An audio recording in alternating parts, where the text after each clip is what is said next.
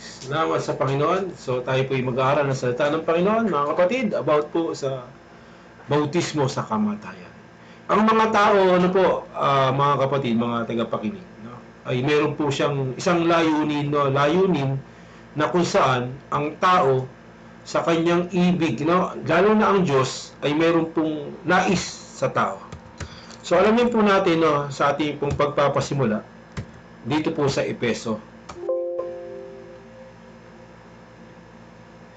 Ngunit kayo hindi nangatuto ng ganito kay Kristo, sabi po dito, kung tunay na iyong pinakinggan at kayo tinuruan sa Kanya gaya ng katotohanan kay Kristo Jesus at inyong iwan tungkol sa paraan ng inyong pamumuhay na nakaraan ang dating pagkatao na sumama ng sumamama ayon sa mga kahalayan ng pagdaraya at kayo mga bago sa espiritu ng inyong pag-iisip.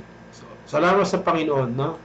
So, merong tinutukoy po dito, no, na meron pong pagbabago, no, ng ayon sa espiritu, ayon sa inyong pag-iisip. So, meron pong pinaiiwan dito ang Panginoon, no, na yung dati, no, na tungkol sa paraan ng inyong pamumuhay. Yung mga dating pamumuhay, pinaiiwan po ito. Na nakaraan, alin po yung dating pamumuhay? Yung dating pagkatao na sumama ayon sa mga kahalayan at pagdaraya. So, sa ganitong bagay ay makikita po natin na ang ibig ng Panginoon sa atin, mga kaibigan, mga kapatid, ay yung alisin po, no, mawala yung dati nating pagkatao. So, paano malilibing yung dating pagkatao? Paano siya mailalagay sa hukay? Meron bang paraan para itong dating pagkatao natin, yung ating kasalanan, kasamaan, ay malagay sa hukay? Maiwan sa hukay? Meron pong paraan ng Panginoon. At yung paraan ito, kailanman sa ating sarili ay hindi po natin kayang gawin sa ating sarili. So, merong inilagay ang Panginoon na aral at siyang magbabaon, no? Siyang maglilibing, no? Sa hukay itong mga dati nating pamumuhay na tinatawag po ito, no, na bautismo sa kamatayan ni Kristo. So, yun ang kahalagaan. Pero bago po yan, no, ay alamin po natin, no, itong bautismo na tinutukoy po, no, na bautismo sa kamatayan ng Panginoon, ayon din po dito, no, sa Epeso, no, na tinutukoy na yung dating pamumuhay ng nakaraan na sumama, no, ay ang wika ay na sumama ay alisin, no, magbago ng espiritu. Na dito rin po sa Epeso, at tayo po'y tatanong lang, akit lang po ng basa sa 5 para maunawaan po natin, no, kung ano yung tinutukoy po dito ni Pablo, no, na yung dating pagkatao, kasi kailangan malibing ito kailangan ito'y mawala sa ating buhay, no, magbago tayo. So sabi dito, mga kapatid, no, isang Panginoon, isang pananampalataya, isang bautismo. So ano ba yung nagagawa ng isang bautismo sa dati nating pagkatao, yung dati nating buhay? Paano ba yung magagawa ng bautismo ito? Yung isang bautismo na tinutukoy na ito. So, kung titingnan po natin, no, itong isang bautismo na tinutukoy po dito, meron ding kahalili na agapay na salita patungkol po, no, sa isang bautismo. May tinutukoy po dito si Pablo para maunawaan natin yung itong bautismo nito na isang bautismo ang wika, no? Puntahan po natin ng unang Korinto. Yan. So, dito sabi po dito sa 13, no, sa kabanatang 12. Sapagkat sa isang espiritu ay binautismuhan tayong lahat sa isang katawan, maging tayo'y Hudyo, Griego, maging mga alipin o laya, ay tayong lahat ay pinainom ng isang espiritu.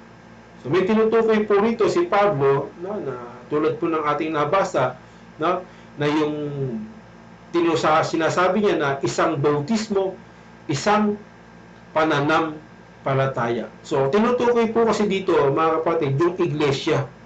Iglesia, no, na yung iglesia, meron siyang isang bautismo. Ano yung isang bautismo? No, sa isang espiritu. So itong iglesia, sa isang espiritu, ay binautismuhan ang wika tayong lahat sa isang katawan.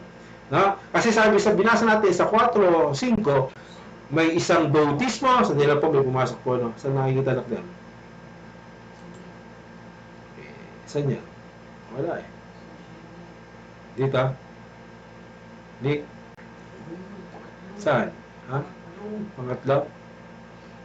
Ito? Yun, may pumasok po sa lang ha. Yun. Okay. Tuloy tayo mga kapatid, no? So, maliwanag dito, no? Na ang tinutukoy po, no? Na may isang bautismo. Kasi isang katawan, isang Panginoon, isang pananampalataya, isang bautismo. So, yung isang katawan na tinutukoy po, ito po yung church. So, yung isang bautismo na sa isang katawan, ayon po sa Korinto, sapagkat sa isang espiritu ay binautismuhan tayong lahat sa isang katawan. Kaya maging alipin, laya, Grego, Hudyo, ano, ay pinainom tayo, no? At sa lahat ay pinainom tayo sa isang espiritu. So, ang tinutukoy po again dito, yung church, no, isang pananampalataya, isang katawan, isang bautismo. So, yung isang bautismo na tinutukoy ni Pablo sa 4:5 na isang bautismo, ito po yung isang bautismo, no, isang espiritu, no, ay isang bautismo, no, na ibinautismo sa inyong lahat, no, sa katawan sa iglesia. Okay? So, tuloy po tayo sa ating pag-aaral. Muli na nga ito. Yan. Okay. So, maliwanag po, no, na binabanggit po dito, no, na isang katawan. So, maalamin natin, no, ito pong bautismo, isang bautismo na siyang bautismo sa Espiritu, no, na ito naman ay binabanggit po sa Juan, no, na sa inyo ay dadaloy, no, ang tubig, no, na tinutukoy po rito ni Kristo yung Espiritu na hindi pa tinatanggap ng tao. So, ito yung sa loob ng tao, no, na dumadaloy gaya ng tubig. Kaya nga yung bautismo sa tubig, no, ito yung espiritu na tinutukoy ni Juan, din doon po sa 3:13, no, na yung bautismo sa espiritu, natatanggapin ng tao, na dumadala yun, no, ang wika sa loob ng tao. Na binanggit din niya sa Ecclesiastes, sa Ezekiel, no, na binanggit po yan na sa loob mo ay, sa wika sa loob ay sa ula ay dadaloy ang tubig ng buhay. So, kung napapansin po natin, no, sa ayon sa pinag-uusapan po natin na isang bautismo, no, ito yung bautismo sa kamatayan, puntahan po na natin, no, dito po dito rin po na sa unang Korinto, no, para maunawaan po natin yung ating pong talakayan at tinatalakay na magkakaroon tayo ng kaalaman at unawa sa mga salita ng Panginoon. Sabi dito sa 1 Korinto 1:17, sapagkat hindi ako sinugo ni Kristo upang bumautismo, kundi upang mangaral ng Ebanghelyo. Hindi ng karunungan ng salita, baka mawalan ng kabuluhan ang krus ni Kristo. So, alamin natin kung ano yung krus na ito, no? Ang sabi po dito sa 18, tingnan po natin yung krus, para maunawaan po natin yung daloy ng ating pag-aaral. Ang sabi po sa krus, no, sapagkat ang salita ng krus, kasi dinala siya ng Diyos sa pangangaral ng krus eh. Ano yung krus? Sapagkat ang salita ng krus ay kamangmangan sa kanila na nangapapahamak. Ngunit ito'y kapangyarihan ng Diyos sa atin na nangaliligtas. So, meron pong kabuluhan, no, merong dahilan kung bakit itong krus, no, ng Ebanghelyo na ipinangangaral ni Pablo ay tinutukoy po dito, no, na kamangmangan sa iba. Kamangmangan sa iba to, no, yung krus ni Kristo, no? Kasi Ako, sa totoo lang, tulad ni Pablo, yung kapangyarihan ng krus ni Kristo, ito po'y nakapagliligtas sa atin. Kaya nasabi nito, ngunit kapangyarihan ng Diyos sa atin na nangaliligtas. So, nakapagliligtas, no, ang krus na ginawa ni Kristo doon po sa krus. So, alamin natin bakit natin tinukoy itong pangangaral ng krus. Ano ba yung gawain ng krus? No, ano yung namamagitan ng krus? Ano yung namamagitan sa bautismo ng kamatayan dito po sa sinasabi sa aral ng krus ni Kristo. Okay, malalaman po natin yan, no? Bagamat sinasabing mayroong isang bautismo. So sabi po dito, no, sa patuloy po na ating napag-aaral, dito po sa Roma. Puntahan po natin ang Roma sa 6. Alam niyo po yung 6? Ito po yung salitang Espanya po ba yan, anak? No? Okay. 6, no? Nung mga kabataan kasi talaga naman, no? 1, 2, 3, 4, 6. No? Yun yung mga salita natin na may halo pong mga salitang Espanyol na Espanya. Tama ba? So sabi po dito, no, mga kapatid, no, dito po sa ating pong patuloy na pagbabasa, no, sa Roma, puntahan po natin, mga kapatid. So basahin po muna natin itong sa Roma 3, ano po? Sa 3, sa 3. O hindi ba ninyo nalalaman na tayong lahat na mga nabautismuhan kay Kristo Jesus ay nangabautismuhan sa kanyang kamatayan? So, ano po yung ibig sabihin dito? No? Malalaman po natin. No? Ano ba yung ibig sabihin na dito na tayong lahat ng wika? Yung church na, kasi sabi nyo, isang iglesia, isang katawan, isang church, no? Sa isang katawan, mayroong isang bautismo, isang espiritu, no? Na tayong lahat ay binautismuhan sa isang bautismo. So, ano naman itong tinutukoy na hindi pa ninyo nalalaman, church po, ano, na tayong lahat, yung katawan, ay nabautismuhan kay Kristo, no, sa kanyang kamatayan. So, meron pa ng bautismo sa kamatayan. Lahat tayo nabautismuhan sa kanyang kamatayan.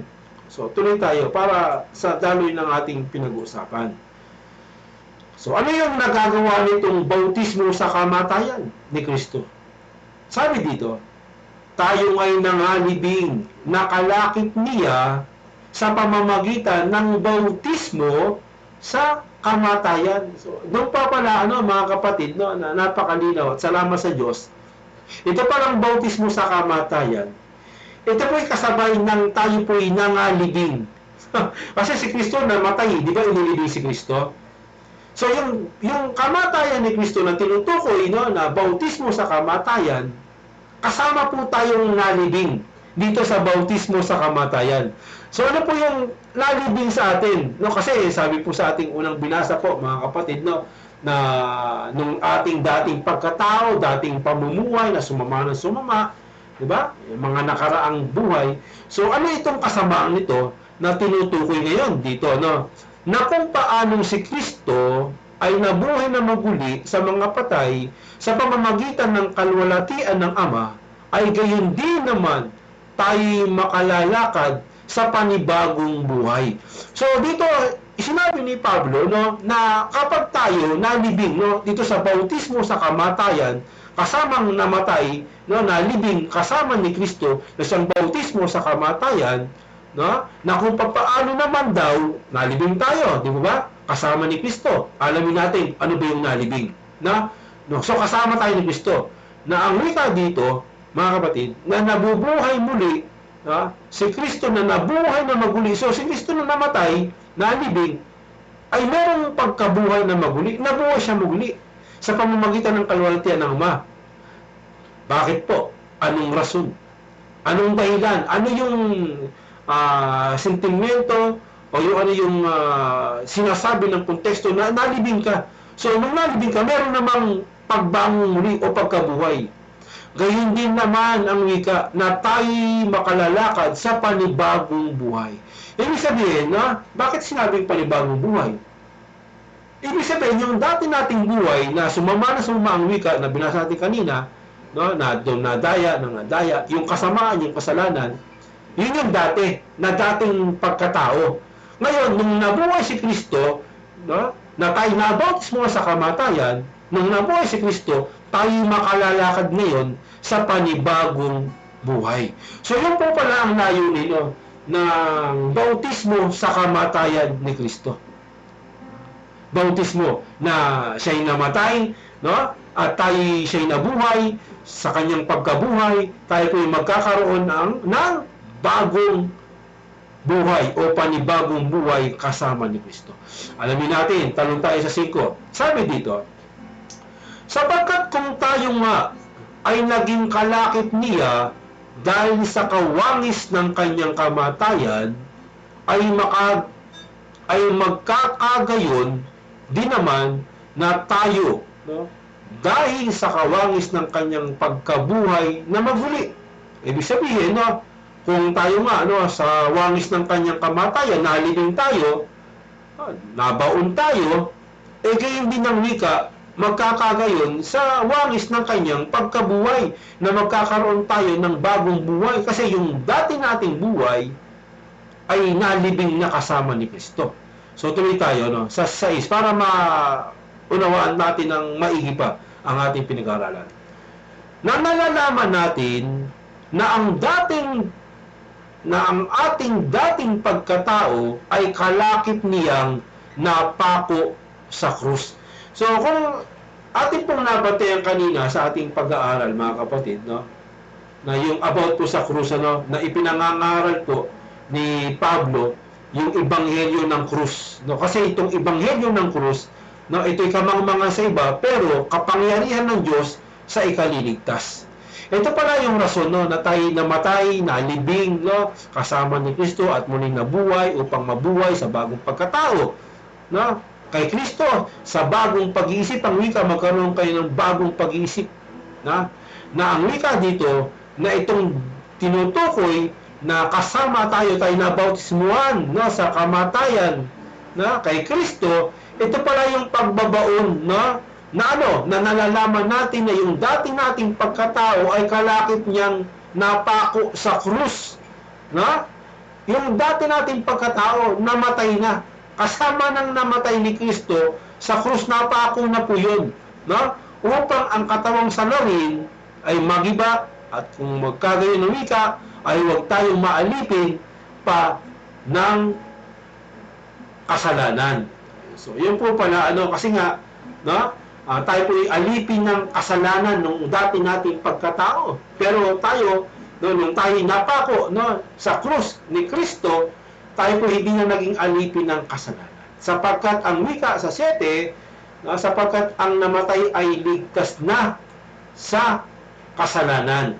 Okay? Datapat kung tayo'y nangamatay, nakalakip ni Kristo, ay naniniwala tayo na mabubuhay naman tayong kalakip niya, na nalalaman natin si Kristo na nabuhay na maguli sa mga patay ay hindi na mamamatay, ang kamatay ay hindi na maghahari sa kanya. So bantayan natin, no, na ang wika dito, no, na dapat kung tayo nangamatay, nakalakip niya, no, napako sa krus, no, ay naniniwala tayo na mabubuhay naman tayong kalakip niya. So ito naman ang tinutukoy, no, na yung pagkabuha, pagkamatay, at yung pagkabuhay na maguli, na ang wika na nilalarawan naman ito na dati nating pagkatao na nalibing, no, nakasama ni Kristo sa krus. Yung dati nating buhay, no, na nakapako, no, nakasama ni Kristo sa krus, namatay na po, na upang tayo ang wika'y hiwag nang maalipin ng kasalanan, upang tayo ang wika ay mabuhay, no, sa panibagong buhay, o makalakad sa panibagong buhay. Napakalaga po ng bautismo, no, sa kamatayan ni Kristo, na ito nga'y sinisimbolo ng kanyang kamatayan sa paglilibing, kamatayan sa krus, no, na ating kaligtasan. So kailangan tayong mga mananampalataya ay manampalataya ron, no, kasi kapag tayo naniwala ron sa ginawa ni Kristo sa krus, sa kamatayan yon, kasabay po nito ng ating paniniwala at pananampalataya na si Kristo'y namatay, ay kasabay po ng paglilibing ng dati nating pagkatao. Kasabay ng pagpako natin, no? Pagpako natin doon sa krus ni Kristo, no, na naipako ang wika, kasabay po nito yung mga dati nating buhay na napako sa krus. Ito po yung pananampalataya sa Panginoon na siyang ginawa ni Kristo, no, na siyang bautismo ng kanyang kamatayan. Kasi ganito po yun, no, kung ilalarawan natin, no, yung bautismo sa tubig, no, na inilulubog, na ito po ay sinisimbolo po ito na tinasabi ni Kristo na bautismo sa kamatayan. Na nung paglubog sa iyo sa tubig, no, ng bautismo ng tubig, sinisimbolo ng bautismo ng kamatayan ni Kristo, no, at sa iyong pag-ahon, no, ito naman sinisimbolo ng pagkabuhay ni Kristo. At sinisimbolo ng bagong pamumuhay o paglakad, no, sa bagong buhay o bagong pagkatao. Mga kapatid, so tayo namatay kay Kristo, so tayo makakalakad na ng panibagong buhay o bagong pagkatao kay Kristo Jesus. Ganyan po inilalarawan ng Panginoon, ito pong bautismo sa kamatayan ng Panginoon. So, yun, no? Kaya, kung atin pong mapapansin, no, at masusubaybayan ng ating pag-aaral na tinutukoy, no, at maunawaan din naman natin na itong bautismo nga, binabanggit din po na bagong pamumuhay ay ating pong matutunghayan, no, ating pong puntahan. No. Dito po sa Colosas, basahin po natin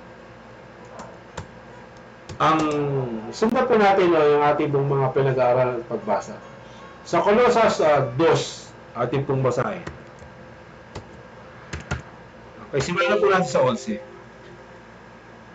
Na sa Kanya ay tinuloy naman kayo ng pagtutuling na hindi gawa ng mga kamay, sa paghubad ng katawang laman sa pagtutuli ni Kristo. Na nangalibing nakalakip niya sa bautismo. So, marapasin natin, no, meron palang no, ito po kasi pagtutuli, mga kapatid, no, na ang wika, no, na ang wika dito na tinuling naman kayo ng pagtutuling hindi gawa ng kamay. So ito yung circumcision, no, with flesh sa laman ng lalaki. Pero tayo bilang mga Kristiyano, no, 2:9 ng Roma ay tuli, no. Tuli po tayo, babae o lalaki. Okay, 14 minutes, no. Tuli po tayo, no. Ay, nag-extend tayo, namatay ba? Hindi. Ayan, so tayo po ituli, no. So pag pinasin natin, no, ito palang pagtutuli sa laman na sinisimbolo naman, no, na ito po ang wika, hindi gawa ng kamay, no, sa pagkahubad ng katawan, laman, no, sa pagtutuli ni Kristo. Meron po palang pagtutuli kay Kristo. Ito po yung pagtutuli na ng puso, no, ng kalooban, no, upang ng bagong puso kay Kristo, no? So itong pagtutuli, no, na hindi sa laman kundi Hudyo, Grego, babae, lalaki, matanda, bata, pagtutuli naman ito na ayon kay Kristo, na tinutukoy po dito na nanangalibing nakalakip niya sa bautismo. Ayan, no, yung pag tinukoy kasi yung pagtutuli sa laman, ito po yung dating pagkatao na sinisimbolo po ito ng utos ng pagtutuli sa Hudyo. Opo. Ngayon ito tinutukoy, no, na yung dati mo, yung anino. So dumating yung pagtutuli, yung katawan, ito nga yung pagtutuli ni Kristo sa loob sa puso. Opo, na so ito naman pagtutuli sa laman na sinasabi nino, na nangalibing nga nakalakip ni Kristo ang wika, na kalakip niya sa bautismo. Nalibing, no, na kayo na may muling binuhay na kalakip niya sa pamamagitan ng pananampalataya na sa paggawa ng Diyos na muling bumangon sa Kanya sa mga patay. So, maliwanag po ito, no, na itong nangalibing na dating pagtutuli, nakalakit niya ay dating buhay sa laman, na kayo naman ngayon ay muling binuhay. So yung pagkabuhay ni Kristo, tayo din naman, nung binuhay si Kristo, nabuhay tayo ng muli, na sa bagong pagkatao, no? Na may muling binuhay na kalakit niya sa pamamagitan ng pananampalataya sa paggawa ng Diyos na muling bumangon sa kanya sa patay. So maliwanag na itong sa pamamagitan ng pananampalataya, mga kapatid, tayo po ay naligtas sa pamamagitan ng pananampalataya kay Kristo sa ginawa niya sa krus. No? So sa krus na ito, ng krus ng kaligtasan, ito yung ginawa ni Kristo. Ito po yung makapagliligtas, sabi ni Pablo. No? Ito po yung walang hanggang kaligtasan na ginawa ni Kristo sa krus. Na dito, no, sa krus na ito, tayo po ay napakong kasama niya, yung dating pagkatao. At tayo po ay nalibing, no, sa bautismo, no, sa kamatayan ni Kristo. So, napakaliwanag po, no, na tinutukoy po dito, no, na at nang kayo'y mga patay dahil sa inyong mga kasalanan, no, at sa di pagtutuli ng inyong laman ay kanyang binuhay kayo na kalakip na pinatawad sa ating lahat na mga kasalanan. So, salamat sa Panginoon, no, na pinawi ang usapang nasusulat sa mga palatuntunan sa atin na hindi ayon sa atin, at ito'y kanyang inalis na ipinako sa krus. Kasi kahit na yung dating usapan na mga ritual, na pagtutuli o namang bahagi ng mga palatuntunan, even yun, ano po mga kapatid, na sinama, no, ng wika dito na kanyang inalis na ipinako sa krus. Kahit yung dati, no, ng mga sinasaysay ng mga palatuntunan o yung mga pagtutuli, o ano man yan, no, ay ang wika ipinako ni Kristo sa krus.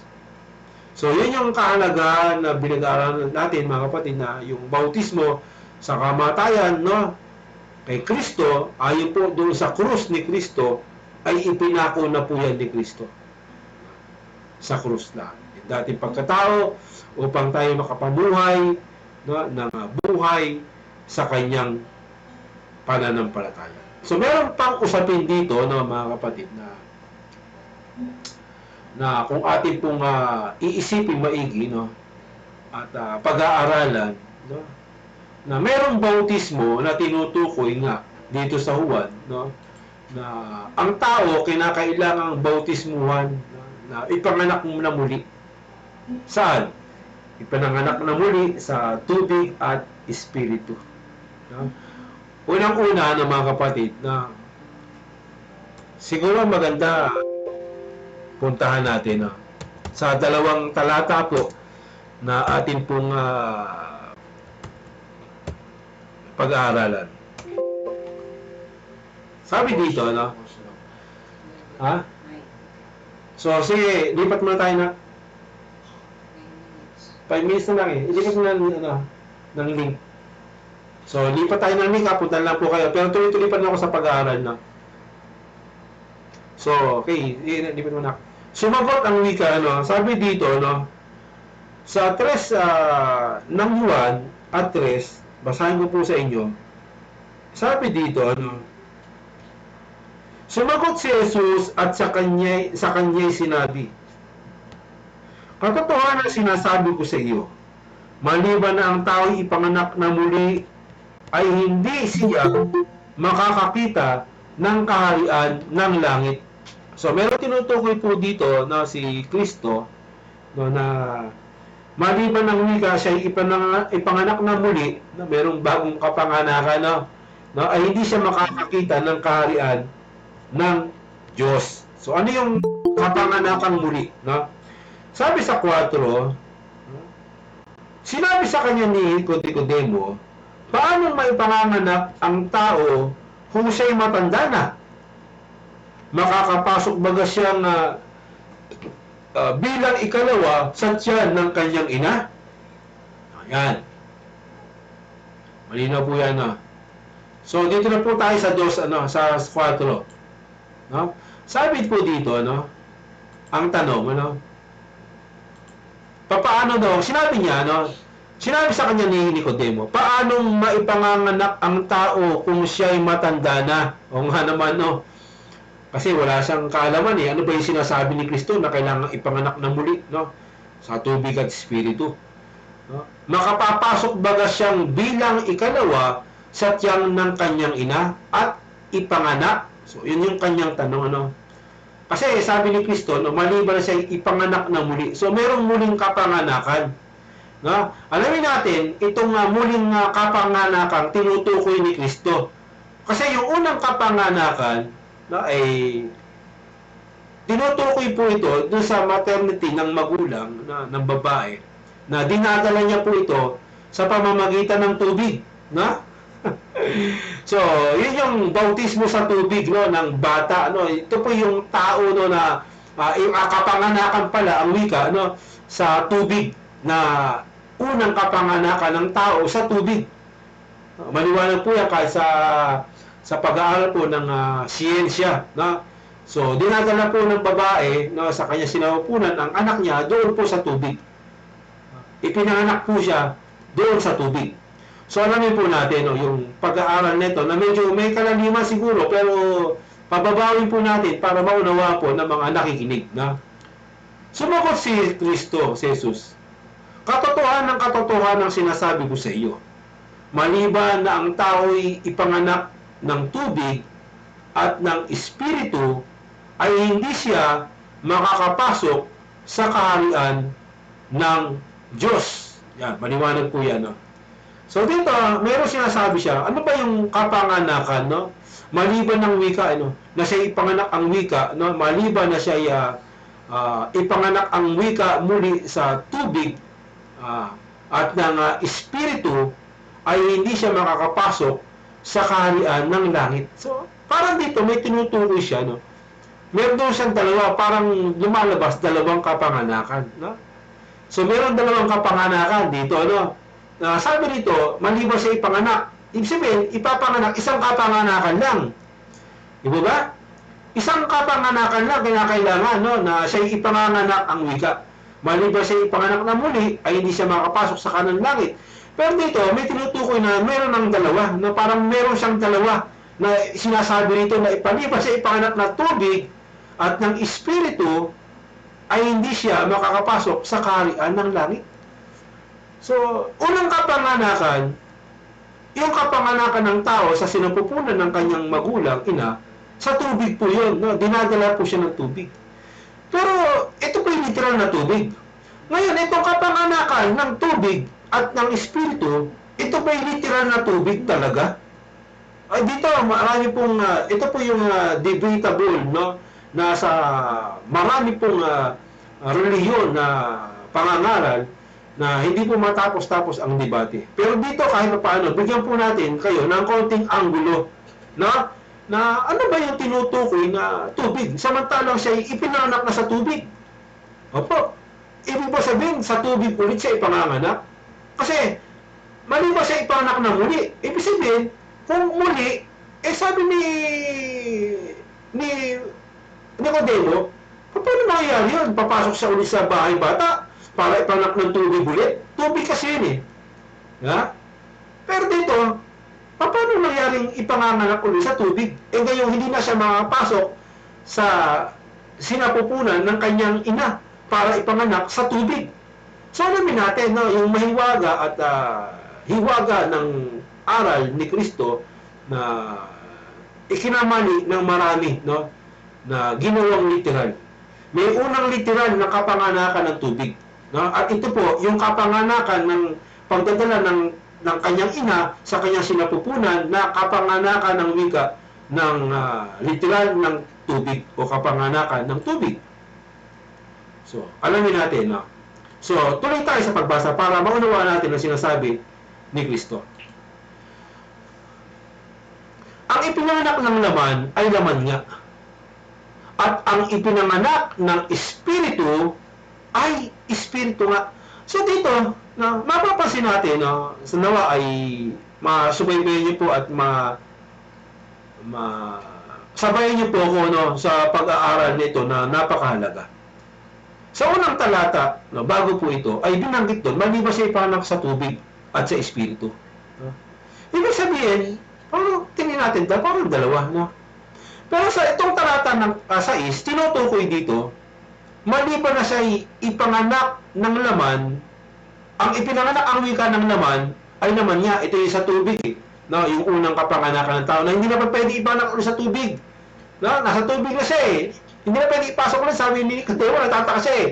No? Hindi pa pwede. No? At dito naman, at ang ipinanganak ng espiritu ay espiritu nga.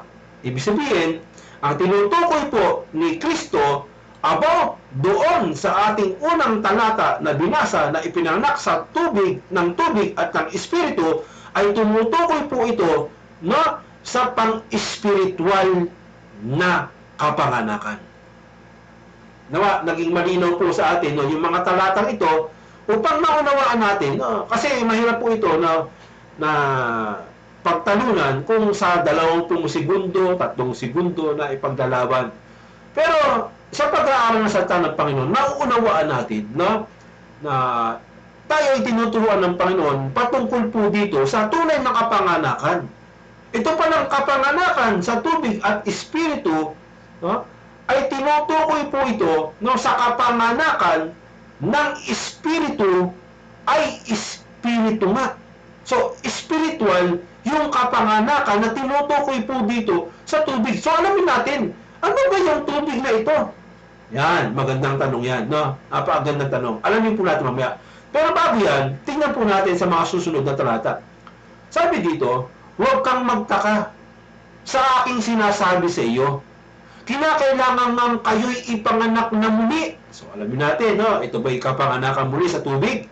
No? Sa kanyang ina na dinala sa tubig? Paano? Yan. Sabi dito ni Kristo, humihihip ang hangin kung saan niya ibig at narinig mo ang kanyang ugong. Ngunit hindi mo nalalaman kung saan nanggaling, kung saan paroroon. Gayon ang wika, gayon. Na? Tulad nun ang wika, ang bawat ipinanganganak sa espiritu.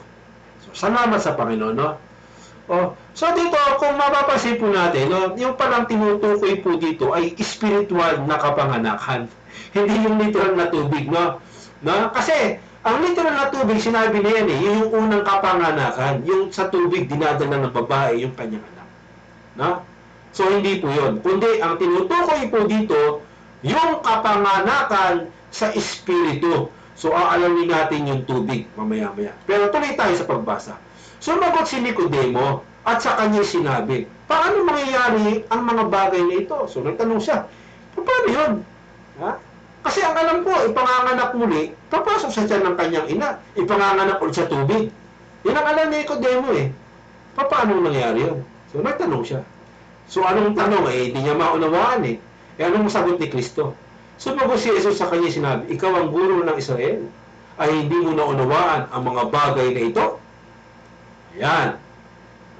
Katotohanan ng sinasabi ko sa iyo, ang nalalaman namin ay sinasalita namin. At ang aming nakikita ay pinatutuhanan namin. At hindi ninyo tinatanggap ang patotoo. Okay. Kung sinasabi ko sa inyo ang mga bagay na nauukol sa lupa, at hindi niyo na pinaniniwalaan, paanong paniniwalaan ninyo kung sinasabi ko sa inyo ang mga bagay na nauukol sa langit? So, ibig sabihin, yung bang mga bagay, tanongin natin, no? Yung bang mga bagay na nauukol sa langit, ito ba yung mga bagay na ukol sa kapanganakan sa tubig na ipinanganak ng isang babae na literal? Ay, hindi. Ang tinutukoy ni Kristo, yung spiritual. Yung kapanganakan sa tubig. Yan, no? Ito nga ang tinukoy natin kanina na kailangan tayong bautismuhan, no? Sa isang espiritu. Sa isang espiritu. No? Ito po, hindi ka makakapasok sa langit kung wala kang tatak ng espiritu. At ang bumabautismo sa espiritu, walang iba kundi si Kristo. Ito po yung isang bautismo, no? Sa espiritu.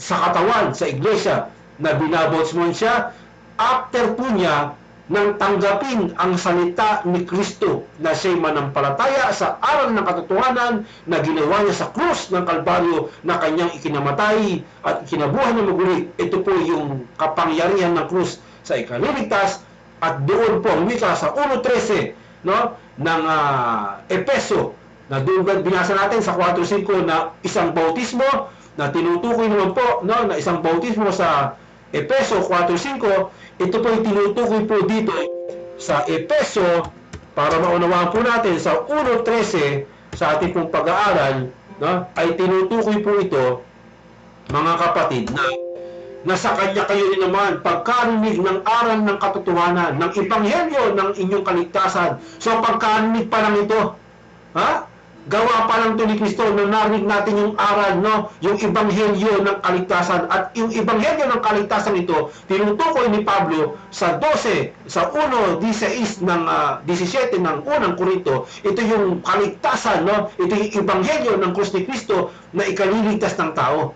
So, nung pagkanig ng ebanghelyo ng kaligtasan, ito yung krus ni Kristo, na sa kanya rin naman, wala pang gawa, krus pa lang ni Kristo, no? Mula kayo nagsisampalataya, pananampalataya, na kayo'y tinatakan ng Espiritu Santo na ipinangako. Yun yung bautismo ng Espiritu. Ito po yung tatak ni Kristo sa mga binautismuhan sa isang Espiritu, na siyang bautismo sa Espiritu, mga kapatid. So, maliwanag ang tinutukoy ni Pablo sa Efeso 4.5, isang bautismo. Ito po yung bautismo sa Espiritu. Hindi po ito bautismo sa tubig.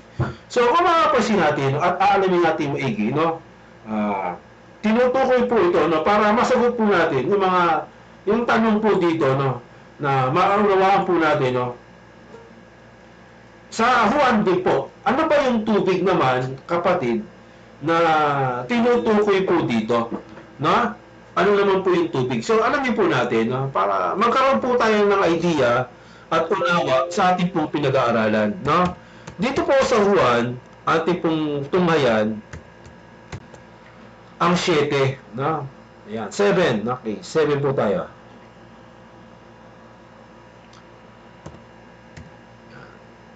Sabi po dito, 37. Nang huling araw nga na dakilang araw ng kapistahan, si Jesus ay tumayo at sumigaw ng nagsasabi, kung ang sino may nauuhaw ay pumarito sa akin at uminom. So ano po inom? So ano ba iniinom na literal ng tao, kapatid? Mga kaibigan, ano po ba yung literal na iniinom ng tao?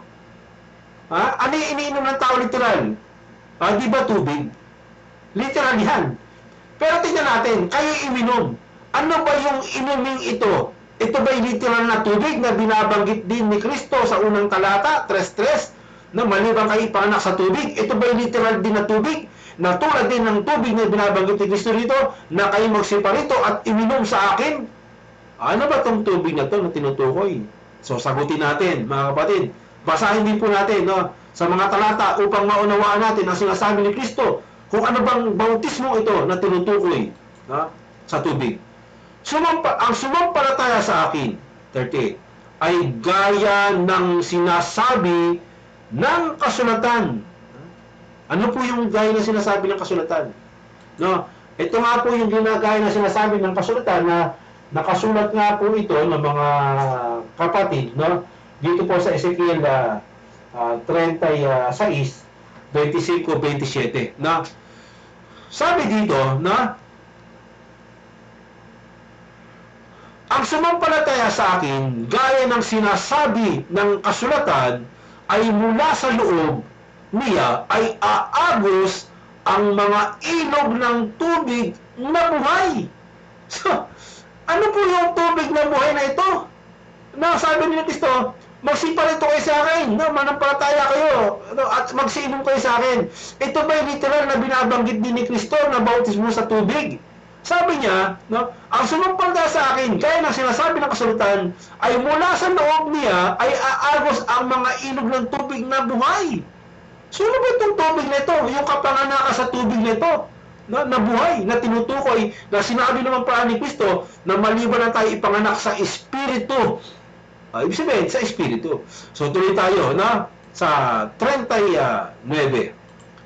Ngunit ito'y sinasalita niya tungkol sa Espiritu na tatanggapin ng mga magsisimpalataya sa Kanya sapagkat hindi pa ipinapagkaloob ang Espiritu sapagkat si Jesus ay hindi pa niluluwalhati. Salamat sa Panginoon. Salamat sa Diyos, na salamat sa Kanyang taglay, no, na kabutihan sa bawat isa.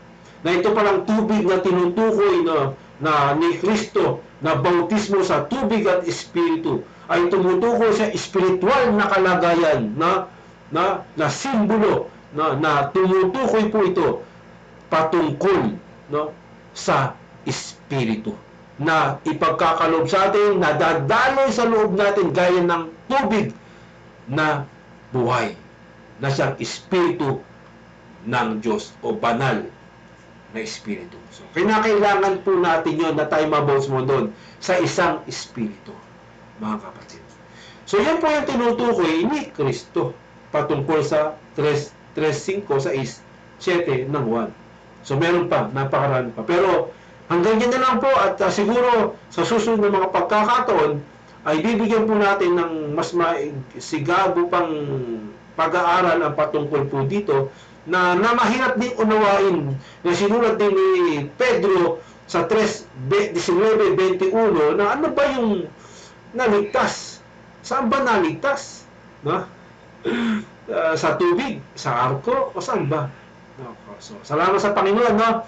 Inabot na po tayo ng oras.